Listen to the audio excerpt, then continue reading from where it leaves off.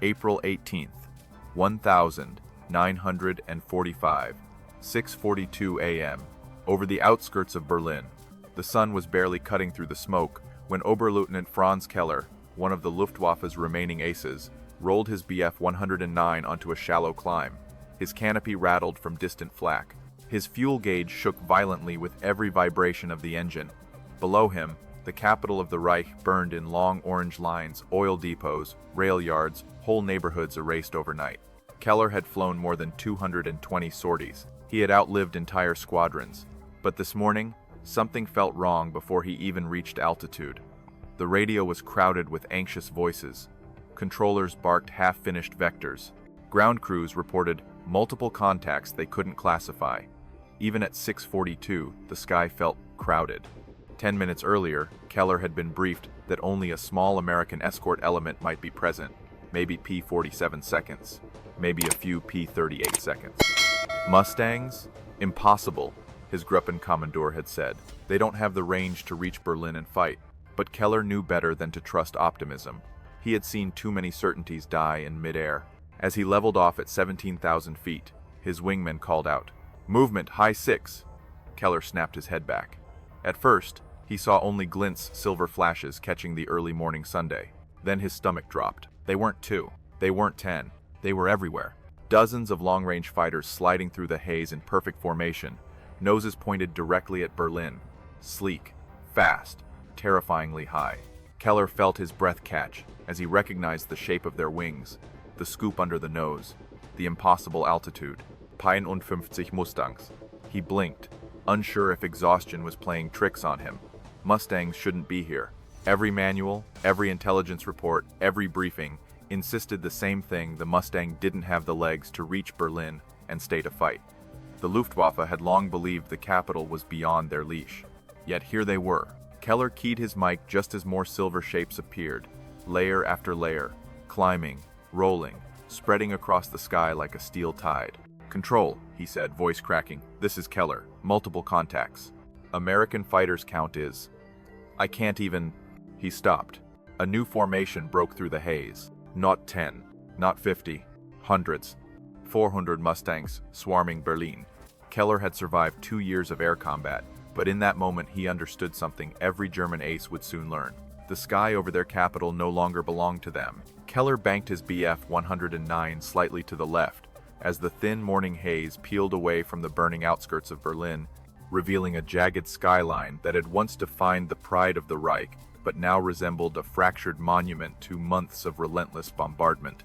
He steadied his breathing and tried to ignore the tremor in his right hand, knowing that every remaining German fighter in the air represented a threadbare shield stretched across a sky that no longer belonged to them. Beneath his aircraft, the city's defensive grid flickered with random bursts of flak, each explosion illuminating the desperate chaos of a capital under siege from every direction imaginable. As Keller continued climbing toward his assigned patrol altitude, he felt the weight of his role press harder than ever, for Berlin was not merely a symbol, but the final node in a collapsing air defense network that had been eroded by shortages of fuel, spare parts, and experienced pilots. Every ace still flying served as both a tactical fighter and a fragile psychological anchor for ground units that depended on even the faintest hope of air support. Keller understood that the Luftwaffe's command structure had emphasized the importance of holding this airspace, insisting that as long as fighter patrols remained active, the capital's defensive perimeter would not fall completely apart. He scanned the horizon, noting the scattered smoke pillars rising from crippled factories and shattered rail yards, each one representing another lost piece of the industrial lifeline that once fed Germany's war machine with near-endless momentum. The truth, however, sat heavy in his chest. The Luftwaffe no longer possessed enough fuel to sustain prolonged engagements, and many pilots had been ordered to limit their engine power to preserve precious octane reserves that dwindled more with every hour of fighting. Keller had already flown missions where entire formations aborted because their fuel loads were insufficient to even reach anticipated contact points, a reality that turned every sortie into a gamble with diminishing odds. His radio crackled again, with clipped voices arguing over vector adjustments, altitude assignments, and missing aircraft that had failed to form up in time, reminders of how badly fragmented the defense network had become.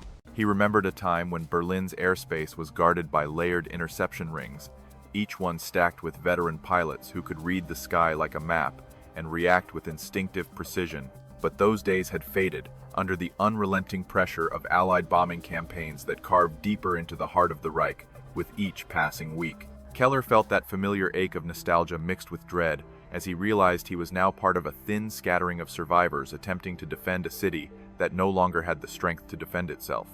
He pushed his throttle slightly forward, feeling the engine strain as he tried to maintain energy in case an engagement occurred sooner than expected, because he knew the Mustang's sudden appearance over Berlin changed every tactical assumption the Luftwaffe had clung to. If American fighters could escort their bombers all the way to the capital, then the once safe predictive windows for forming interception groups, climbing to advantage, and forcing favorable initial positions no longer existed. The sky could now be contested at any altitude, from any direction, at any moment, placing Keller's squadron in a position where even the faint hope of surprise had evaporated completely. Keller exhaled slowly, absorbing the enormity of what that meant. Berlin, the last bastion of the Reich's strategic airspace, was no longer beyond reach, and any failure to hold even a fraction of that sky would accelerate the collapse already racing across the country. His mission was no longer to dominate the air, but to simply survive long enough to delay the inevitable, buying minutes for the city below, and for the few remaining units scrambling to reorganize in the face of overwhelming American air superiority. And as he steadied himself above the burning capital, the realization settled into him with chilling clarity. The battle for Berlin had already begun, and every second he stayed airborne carried a weight far greater than his single fighter could possibly bear. Keller dipped his left wing slightly as a sudden burst of chatter erupted across the radio net, creating a jagged wall of overlapping voices that made it almost impossible to decipher which command belonged to which controller. Several squadrons were calling out sightings simultaneously, each reporting conflicting altitudes and bearings that only deepened the confusion, gripping the increasingly fractured Luftwaffe response. He felt his shoulders tense as he realized that half the transmissions lacked proper call signs, suggesting that many pilots were scrambling without full coordination, driven more by instinct than by any coherent directive from the ground. He adjusted his gun sight and scanned the upper layers of the sky, noting brief flickers of silver shapes shifting through the thin cloud bands that drifted above Berlin like worn curtains. The sound of distant propellers carried through the air in uneven pulses, hinting at formations far larger than anything the city's defense network had faced in months. Keller steadied his breathing and tried to isolate individual contacts among the haze, but the horizon seemed to move as one shimmering mass of motion, making it nearly impossible to judge where one group of aircraft ended and another began. His wingman reported possible Mustangs approaching from their high right quadrant, though the report was cut short by a burst of static that left Keller staring at empty sky with a tightening jaw. He hated the way the radio had become unreliable under heavy load, because without clear communication, every German fighter was essentially trapped in its own private battle, reacting to fragments of information instead of a unified tactical plan. He knew this kind of communication breakdown could be fatal when facing an adversary known for disciplined formations and seamless coordination, especially one that now possessed the range advantage once exclusively belonging to German interceptors. Keller pushed his throttle forward slightly, feeling the vibration run through the airframe as the engine strained to maintain its climb. He understood that altitude meant survival, particularly against P-51 seconds that excelled at diving attacks delivered with ruthless precision, leaving their targets with only seconds to react before heavy, 50 caliber fire tore through metal and flesh. As he reached for another quick trim adjustment, he caught a sudden flash of movement above his right wing, a sharp glint of polished aluminum slicing through the morning light in a way that felt unmistakably deliberate. The flash resolved into a tight four-ship Mustang element descending with practice control, their wings rocking gently as they shifted formation to set up an intercept angle that immediately sent a jolt of adrenaline down Keller's spine. He recognized the maneuver from previous encounters, knowing it was the first signal that the Americans had acquired visual contact and begun shaping the fight toward their advantage. He keyed his mic to warn his squadron, but the radio exploded with competing calls for assistance, altitude corrections, and panic reports of additional fighters appearing from unexpected directions. He saw tracer rounds streak past a distant German fighter as one Mustang element executed a shallow dive that demonstrated both speed and confidence, confirming that the enemy had arrived in overwhelming numbers and possessed full command of the engagement's tempo. Keller tightened his turn, trying to gain a sliver of positional leverage before the descending Mustangs could commit, but he felt the oppressive reality closing in as additional glints materialized through the clouds. The battlefield was forming around him faster than he could react, shaped not by German intent but by American momentum that threatened to unfold across every inch of the sky above Berlin. A final burst of radio noise crackled in his headset as a frantic voice shouted for immediate support, though the transmission was drowned out by static and the rising whine of engines approaching from multiple angles. Keller realized the opening moments of the engagement were no longer brewing, they were already upon him, cascading into a chaotic melee defined not by order or precision, but by raw survival instinct in a sky suddenly ruled by silver wings.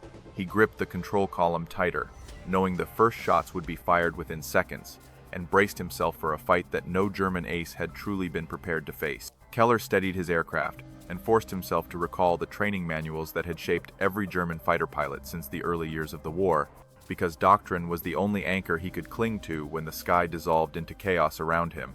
He remembered the strict emphasis on altitude discipline, energy management, and coordinated group tactics that once allowed the Luftwaffe to dominate opponents through superior climb rates and precise, well-timed interceptions. In those earlier years, pilots like him had been taught that the key to survival was controlling the first engagement, forcing the enemy to react rather than allowing them to dictate the opening move. He ran through the steps in his mind, the way an instructor would recite them, hearing each principle in a clipped, unforgiving tone that demanded execution without hesitation. Gain altitude before committing. Maintain cohesion at all times. Avoid turning contests against numerically superior forces. Strike in a single coordinated pass, then climb back to safety before re-engaging on your own terms. These rules had shaped Keller's instincts for years, forming a rigid framework that once brought order to the frantic geometry of aerial combat across Europe. Yet as he watched the Mustangs descending in organized layers, he felt those rules fray under the weight of a new reality the manuals had never accounted for. The Luftwaffe's tactics depended on tight formations, but shortages of fuel and spare parts had crippled their ability to assemble full wings, leaving scattered pairs and lone fighters forced to fend for themselves against American elements that maneuvered with disciplined cohesion.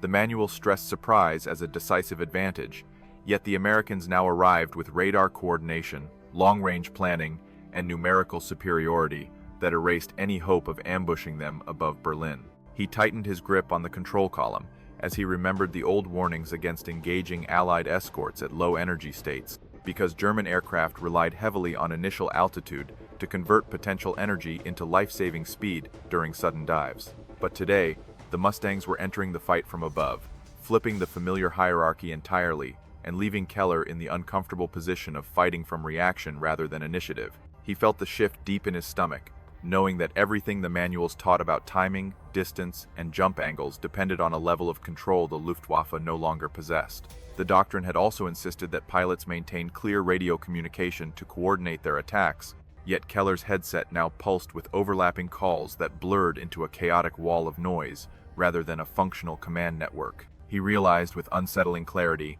that the manuals assumed an infrastructure of airfields, ground controllers, and veteran leadership that had been systematically eroded by months of relentless Allied bombing. The rulebook still demanded precision, but precision had become a luxury that surviving German pilots could no longer afford or achieve. As Keller glanced at the growing number of Mustangs spilling across the upper atmosphere, he understood that the tactics drilled into him were built for an era when Germany commanded the tempo of battle and could shape engagements according to carefully planned strategies. Those conditions had vanished long before dawn broke over Berlin, leaving only fragments of a doctrine that no longer matched the sky unfolding above him. The manual told him to wait for the perfect moment to strike, but there were no perfect moments left, only a series of narrowing choices that grew more desperate with every second the Americans tightened their grip on the engagement. He steadied his nerves and exhaled slowly, acknowledging that the rules meant to protect him had become relics of a past that no longer existed. The Luftwaffe had once built its dominance on efficiency, discipline, and strategic clarity. Yet Keller could feel those pillars crumbling as the Mustangs continued their steady descent toward Berlin. The manual had prepared him for a structured fight, but the sky around him was shifting into something far more unpredictable, where survival depended less on doctrine and more on instinct, improvisation, and a willingness to break rules that were never designed for a battle already lost before it began.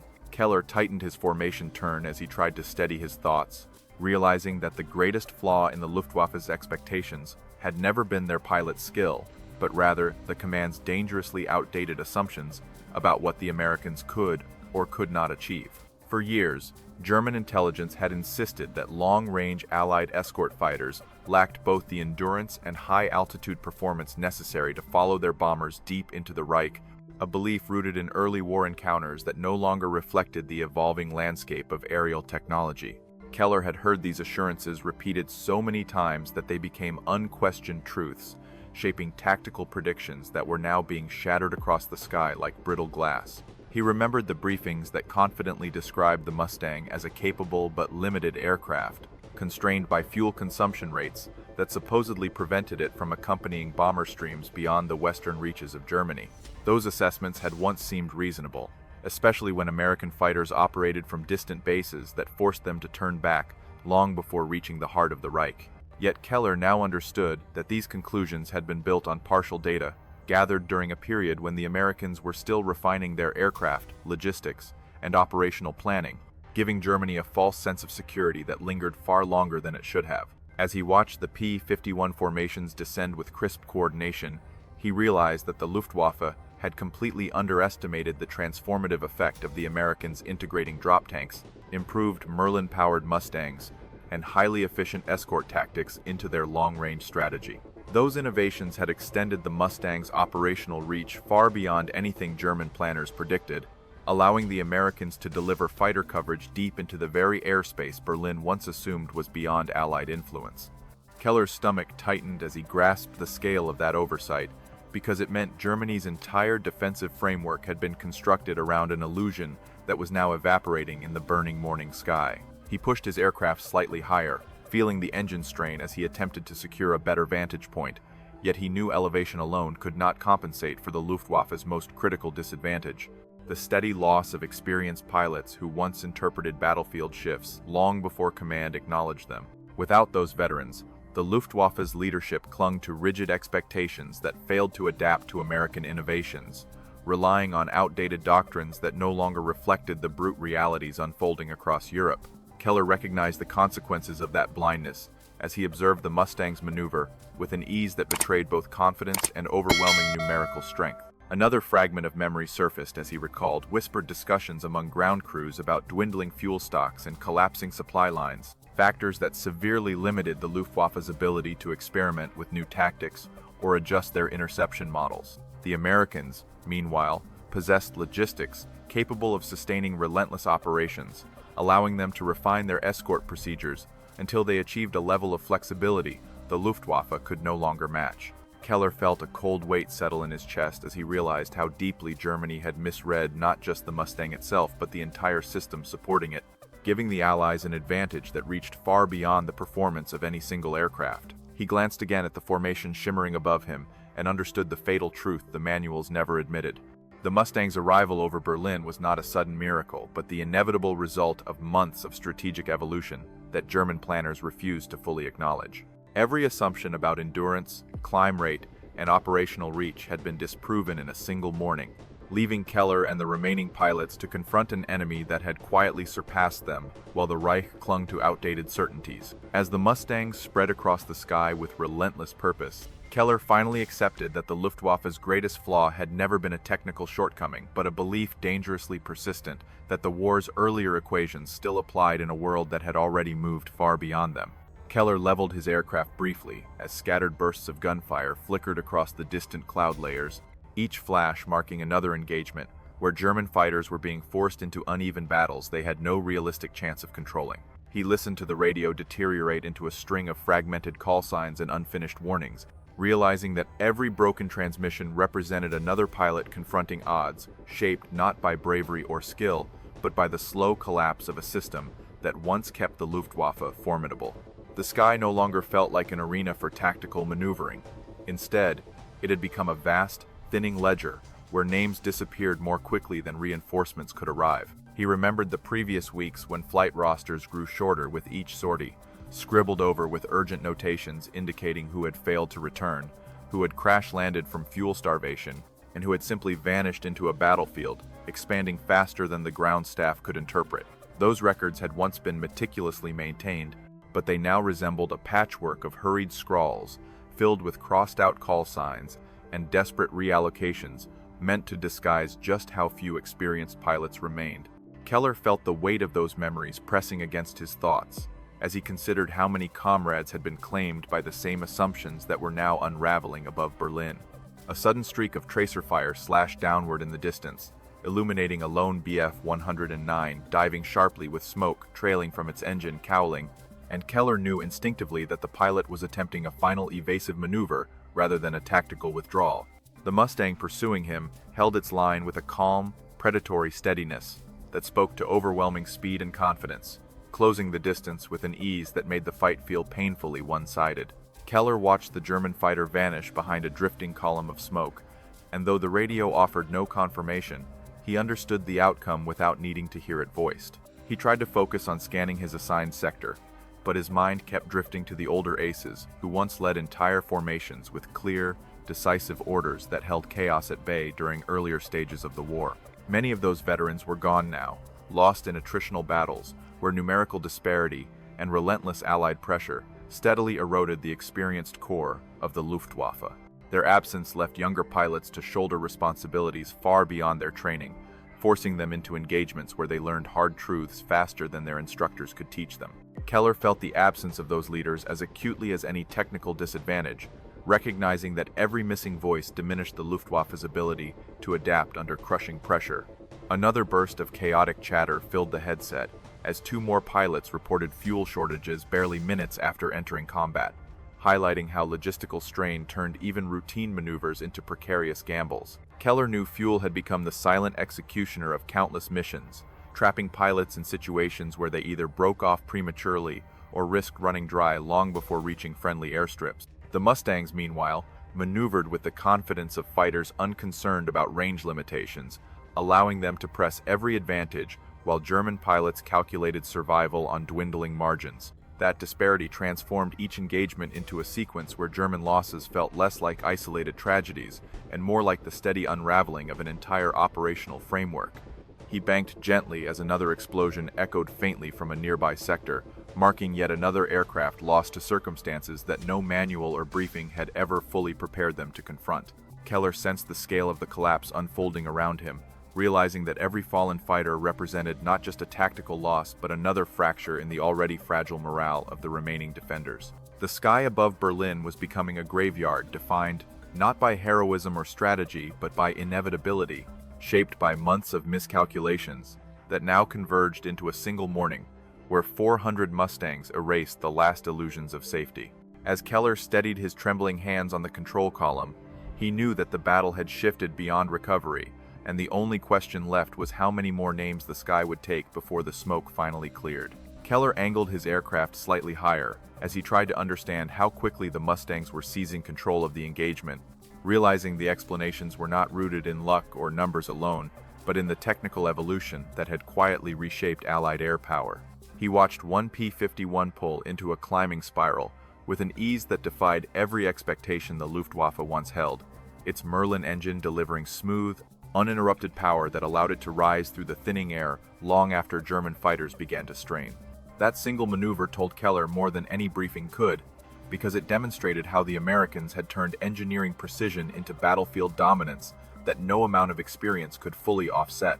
He eased into a shallow turn and felt his Bf-109 vibrating under the increased load, a subtle reminder that the aircraft demanded careful energy management even under ideal conditions. The Mustang above him, however, showed no such hesitation, maintaining a sharp angle that allowed its pilot to convert altitude into offensive leverage faster than Keller could react. He realized the difference came from more than just horsepower. It came from the Mustang's aerodynamic efficiency, which granted it the ability to retain energy through maneuvers that would bleed German fighters of critical speed. Each time the P-51 rolled or climbed, it carried itself with a momentum that seemed to ignore the limitations Keller had spent years learning to respect. Another Mustang slid across his peripheral vision, executing a gentle high-speed bank that demonstrated the aircraft's remarkable control authority even at velocities where earlier Allied fighters struggled with stability. Keller noted how the P-51 maintained smooth trajectories without the abrupt stalls or buffeting that often plagued German pilots pushing their machines to the edge of their performance envelopes. He could sense that the Americans no longer needed to choose between speed and agility, because the Mustang had fused both qualities into a weapon that allowed it to shape the fight rather than simply survive it. That realization sent a cold thread of unease through his chest, reminding him how far the Luftwaffe's technical edge had eroded. He recalled instructors once warning that German fighters performed best in short, decisive bursts rather than extended engagements, because their engines and airframes demanded precise handling to avoid catastrophic overstress. The Mustangs now defied that limitation entirely, operating with a consistency that suggested both mechanical reliability and a surplus of engine power that allowed them to dictate the tempo without fear of degradation. Keller understood that he could not simply wait for the Americans to make a mistake, because their aircraft seemed engineered specifically to minimize the kinds of errors that once allowed German interceptors to slip away.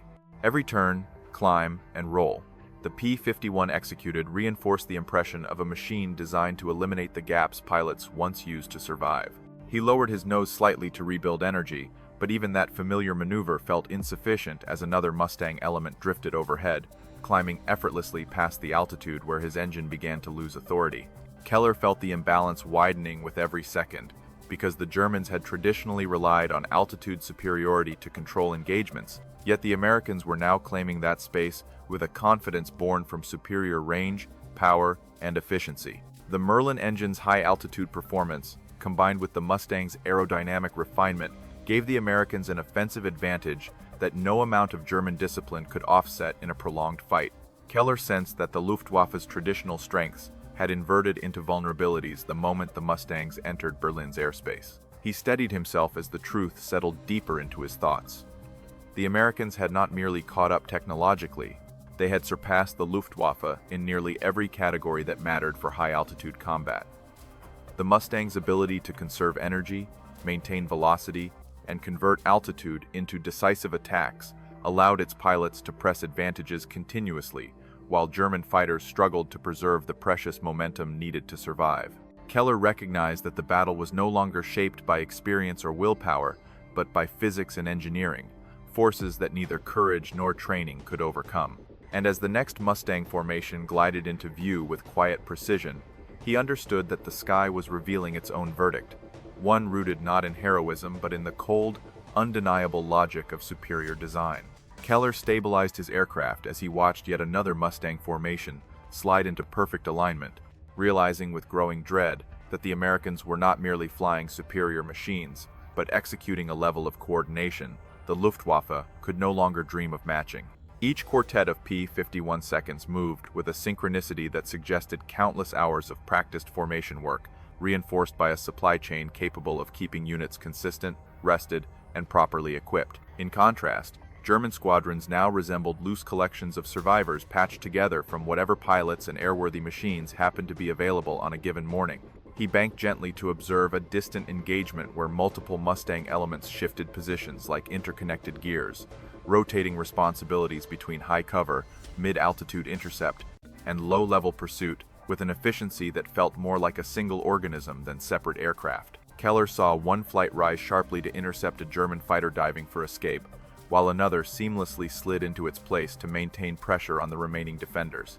The fluidity of those transitions revealed an operational doctrine the Luftwaffe once excelled at but had long since abandoned under the weight of attrition, shortages, and broken communication networks. The Americans, he realized, were executing a systemic coverage pattern designed to deny every possible route of retreat, using altitude layers and overlapping arcs to trap opponents regardless of their chosen tactics. Each Mustang group appeared to understand its role without hesitation, responding to cues from the formation rather than waiting for verbose instructions over the radio. Keller recognized this as a luxury afforded by stable leadership, reliable logistics, and consistent training pipelines, advantages the Luftwaffe had lost as the war dragged into its final months. His aircraft trembled slightly as he adjusted altitude, feeling the gap between the two air forces widen with every passing minute. He listened to the radio sputter, with disjointed calls from scattered German pilots, noting how the absence of strong command direction forced each man to improvise in a sky dominated by organized enemy swarms. By contrast, the Mustang pilots limited their transmissions to short, crisp updates that conveyed only essential information, allowing them to maintain situational awareness without drowning in chaos. Keller understood that such disciplined brevity came not only from training but from confidence. Confidence in their machines, their fellow pilots, and the strategic framework guiding their mission. A pair of Mustangs swept beneath him in a high-speed pass. Their trajectories aligned so precisely that the maneuver resembled a choreographed pattern rather than a spontaneous attack. He realized the Americans were rotating their fighters to maintain constant pressure while minimizing fatigue, ensuring no single pilot lingered at low-energy states where German interceptors might exploit momentary weakness. This rotational system, simple in concept, yet demanding in execution, allowed the Americans to sustain an offensive rhythm that overwhelmed defenders who lacked both the altitude and organizational structure to respond in kind. Keller tried to reposition for a more favorable angle, but the sky had evolved into a lattice of American coverage zones, each one supported by another layer, waiting to collapse inward on any German aircraft that strayed too far from supportive altitude. The Luftwaffe had once dominated through similar interlocking formations, but the erosion of veteran pilots had shattered that architecture, leaving isolated fighters to face overwhelming forces without mutual support. He felt the weight of this reality as he realized the Americans were now using the Luftwaffe's own principles, refined, strengthened, and supported by superior resources, to dismantle the very defenses Germany relied upon. As he steadied his breathing, Keller understood that the battle unfolding above Berlin was no longer a collection of individual dogfights, but the execution of a vast, coordinated system that had matured faster than the Luftwaffe could adapt. The Mustangs were not simply winning, they were demonstrating the culmination of a doctrine perfected over months of relentless refinement, backed by an industrial engine that ensured its sustainability. And as their formations tightened around him like a closing fist, Keller realized the Luftwaffe had recognized the threat far too late, leaving him and every remaining pilot to bear the consequences in a sky now ruled by an adversary that moved with the certainty of a machine designed for victory. Keller climbed slightly to regain a fragment of altitude, hoping the clearer air might offer even a momentary reprieve. Yet the sky ahead unfolded into a staggering panorama that confirmed every fear sharpening in his mind. Across the upper layers, entire ribbons of Mustang formations stretched from horizon to horizon, their silver fuselages catching the sunlight in synchronized flashes that resembled a metallic tide advancing over the burning capital. No briefing had ever predicted numbers like this, and Keller realized with a sinking heaviness that the Luftwaffe had not miscalculated by a small margin, but by an order of magnitude that rendered every defensive plan obsolete before the engagement even began. He steadied his breathing as he tried to count the nearest wave, noting groups of 4 sliding seamlessly into larger formations of 8, then 12, then entire squadrons sweeping forward with the calm purpose of a force fully aware of its numerical superiority. He estimated that more than 300 aircraft were already pushing into Berlin's airspace, and he suspected the real total might exceed 400 when accounting for outer escort rings, high-altitude cover, and distant support elements still moving into position. The sheer volume transformed the sky into a blockade rather than a battleground, ensuring that German defenders faced overwhelming pressure from every conceivable direction. The radio crackled with strained disbelief as multiple pilots reported impossible sightlines filled with Mustang silhouettes, each transmission carrying the same shaken tone that betrayed how deeply the numbers were breaking morale. Keller heard one veteran voice attempt to estimate the altitude layers, noting at least 3 distinct tiers of escorts positioned to protect bombers still approaching from the west. The lower tiers maneuvered aggressively to cut off climbing interceptors, while the higher elements maintained a watchful defensive canopy capable of punishing any German pilot attempting to dive for escape. The organization revealed a level of preparation that left Keller struggling to imagine any path toward even a temporary advantage. He rolled gently to avoid a cluster of debris from a distant engagement, noticing the twisting plume of smoke that marked the spot where another German fighter had succumbed to an impossible ratio of attackers. The numbers told their own story, one written not in doctrine or speculation, but in the brutal arithmetic of combat where every defender faced odds so steep that survival required more luck than skill. Keller understood that the Luftwaffe's thinning roster of pilots stood no chance of holding against the concentrated might of 400 Mustangs, each supported by layers of intelligence, coordination, and logistics that Germany could no longer challenge. As he scanned the horizon again, Keller noticed the orderly progression of the American formations, arranged with a discipline that suggested months of practice and a strategic clarity that placed them firmly in control of the engagement's tempo. The bombers behind them appeared as dark specks against the morning haze, advancing behind an escort screen so dense that no German interceptor could approach without exposing itself to multiple firing angles. The symmetry of the formation resembled a moving fortress, constructed not from steel walls but from overlapping arcs of fire that rendered traditional interception tactics nearly meaningless. He felt the truth settle deeper with every passing second. This was not simply a battle, but a demonstration of overwhelming force designed to crush any remaining resistance and signal the end of Luftwaffe supremacy. The Americans were no longer probing German defenses. They were erasing them with a numerical certainty that left no ambiguity about the outcome. Keller understood that future historians would likely cite this morning as the moment when the balance of air power shifted irrevocably, marking the transition from a contested sky to one decisively owned by American fighters.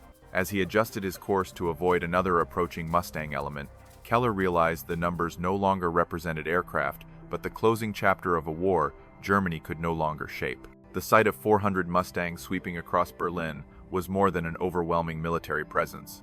It was a declaration that the era of Luftwaffe dominance had ended, replaced by a force whose reach, organization, and sheer scale left no room for doubt. And as the formations tightened their grip around the capital, Keller accepted that the sky itself had turned witness to a truth that neither courage nor training could rewrite. Keller steadied his aircraft yet again as the radio filled with strained voices that wavered between disbelief and desperation, creating a haunting chorus that told the story more clearly than any after-action report ever could. One veteran pilot, a man Keller recognized by his calm tone, attempted to call out the positions of approaching Mustangs before his transmission dissolved into an abrupt gasp that left only static echoing across the channel. The silence that followed suggested an outcome too familiar to be questioned, and Keller felt a stab of cold recognition as he realized how many experienced voices had vanished in precisely the same way throughout the morning. He listened as another ace, a pilot who had survived the brutal fighting near the Oder only weeks earlier, described seeing Mustangs diving from altitudes he believed were physically unattainable for Allied fighters. His voice cracked as he repeated the same phrase, "They're still climbing," as if the very idea defied everything he had learned during years spent mastering the intricacies of aerial combat. The disbelief in his tone carried the weight of a man watching the rules of the sky rewrite themselves in real time, leaving no stable ground from which to rebuild his understanding of the battle. A younger pilot attempted to maintain composure while reporting engine trouble, though his words were overshadowed by the panic creeping into his breathing as he realized multiple Mustangs were already maneuvering behind him. Keller heard the rapid clicks of his oxygen mask against the microphone, followed by a sharp curse and a final, cut-off warning that dissolved into a crackling burst as his transmission abruptly ended. The absence of any follow-up call made the fate of that pilot brutally clear, adding another silent name to the growing list of losses scrolling across Keller's mind. As he scanned the sky again, Keller caught fragments of testimony from yet another seasoned aviator who insisted he had never witnessed enemy fighters coordinate with such precision, describing Mustang elements crossing paths with mathematical certainty that left no exploitable openings. The pilot's voice, worn from years of combat, sounded almost reverent as he admitted that the Americans had achieved a level of synchronization he once believed belonged exclusively to the Luftwaffe's finest squadrons. His final transmission ended with a quiet, almost resigned statement, "This is their sky now," a phrase that lingered in Keller's thoughts long after the channel fell silent. Another burst of communication revealed a shaken voice attempting to recount how an entire German flight had been intercepted before completing its climb, overwhelmed by American fighters that seemed to materialize from multiple layers of cloud simultaneously. The pilot repeated that he never saw them coming, emphasizing the phrase with a mixture of awe and terror that suggested he no longer trusted his own senses. Keller recognized that tone because it mirrored the creeping realization settling into his own mind. The Mustangs were not just dominating the air, they were dismantling the very instincts German pilots relied upon to survive.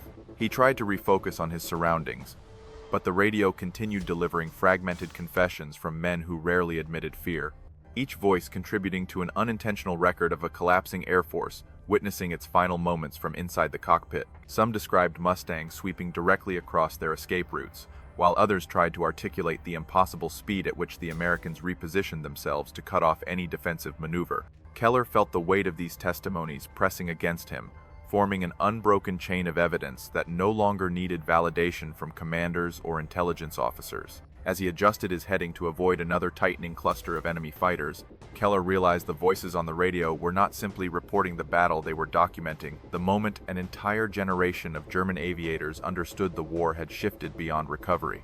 The disbelief, the shock, and the quiet resignation threaded through every transmission formed a narrative of defeat, spoken not in formal declarations, but in the trembling tones of men who had once believed the sky obeyed their command.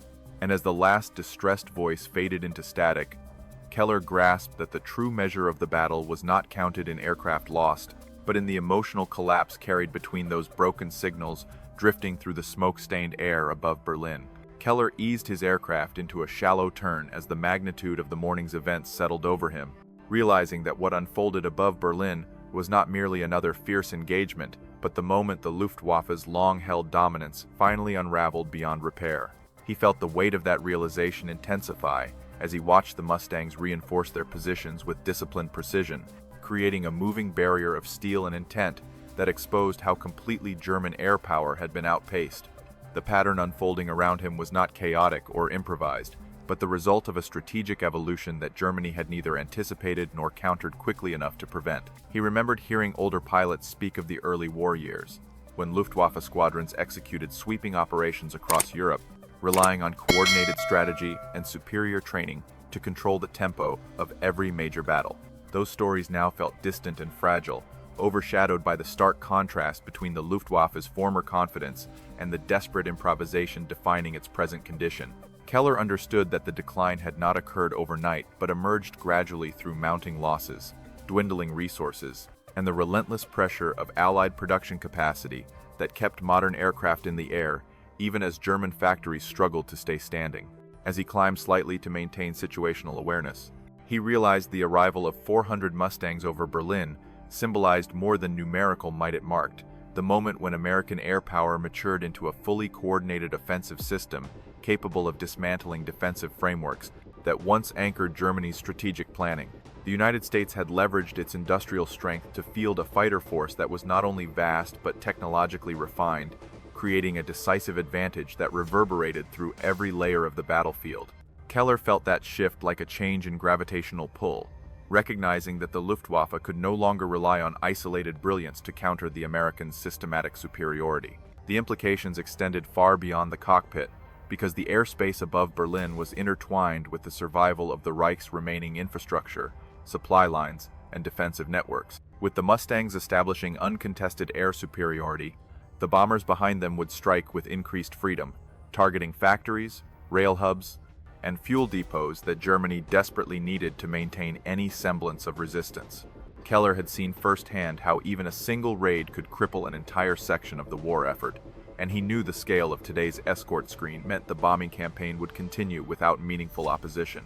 This realization cast a heavy shadow across his thoughts, suggesting the collapse he witnessed in the sky would soon be mirrored on the ground. He considered how historians might interpret this day, imagining future analysts citing the Mustangs' arrival over Berlin as the decisive turning point when the balance of air power shifted irrevocably in favor of the Allies. The battle's significance would not be measured merely by aircraft lost, but by the psychological transformation it imposed on those who fought it, erasing the Luftwaffe's belief that experience and resolve could offset material disadvantage. Keller sensed that the morale of his fellow pilots would suffer a blow from which recovery was nearly impossible, because once a force recognizes its opponent holds not only tactical superiority but strategic inevitability, the will to resist begins to erode in ways no manual can repair. As he surveyed the sky one more time, Keller understood that the future held fewer choices for German pilots, who would now be forced into defensive roles designed only to delay defeat rather than shape outcome. The Mustang's presence signaled that the Luftwaffe's ability to control the pace of battle had ended, replaced by a new reality in which American air power dictated every engagement's rhythm and direction. Keller felt the truth settle inside him with quiet finality. The Luftwaffe had not merely lost a battle, but the sky itself an arena it once commanded with unrivaled skill and ferocity. He tightened his grip on the control column as the sun illuminated the spreading formations above Berlin, casting long reflections across their silver wings that resembled a signature sealing the end of an era. Keller realized he was witnessing a moment that would ripple far beyond this morning's fighting, shaping the trajectory of the war and the memories of those who survived it. And as he steadied his breathing amid the overwhelming presence of American fighters, he accepted that the legacy of this day would endure as the moment the balance of power tipped decisively, leaving the Luftwaffe to confront a future defined not by dominance, but by the long, inevitable descent that followed. Keller maintained a steady glide as the morning light filtered through the drifting haze above Berlin, realizing the battle's chaotic intensity had given way to a quieter, heavier atmosphere that felt almost reflective in its stillness. The Mustangs still patrolled in wide arcs overhead, their presence no longer aggressive but watchful, as if confirming that the sky they had claimed was now fully under their control. Keller felt a strange mixture of exhaustion and clarity settling into his thoughts, recognizing that he was witnessing not simply the end of a fight, but the culmination of forces that had been converging for months, shaping a future no longer influenced by German intent. He angled his aircraft slightly westward and allowed the engine to settle into a rhythm that felt surprisingly gentle compared to the violent maneuvers earlier, giving him space to consider what this morning meant beyond the immediate clash of machines. The Luftwaffe had once believed that skill, bravery, and experience could compensate for dwindling numbers and deteriorating resources, but the overwhelming presence of 400 Mustangs had dispelled that belief with undeniable finality. Keller realized the war in the air had shifted from a contest of tactics to a demonstration of industrial momentum, strategic foresight, and systems-level coordination that Germany could no longer meaningfully challenge.